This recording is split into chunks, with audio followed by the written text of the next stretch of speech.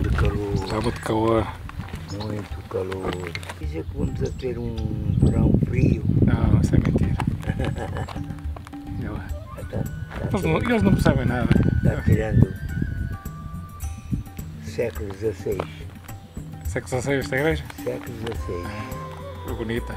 E depois no século XVIII, acabaram a obra, que durou até o século XIX. Que isso, durou 3 Uma séculos. mesquita. Árabe. Exatamente. E houve uma grande batalha aí nesse largo todo, que era um largo grande. Houve uma grande batalha, ficaram muitos mortos aí. E em homenagem a esses mortos,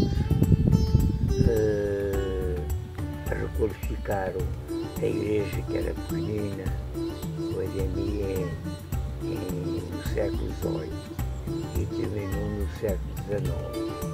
E então fizeram a evocação da Nossa Senhora dos Mártires. A casa dos mortos.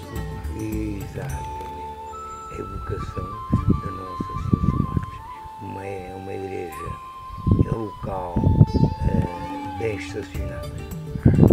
Aqui a ver o castelo.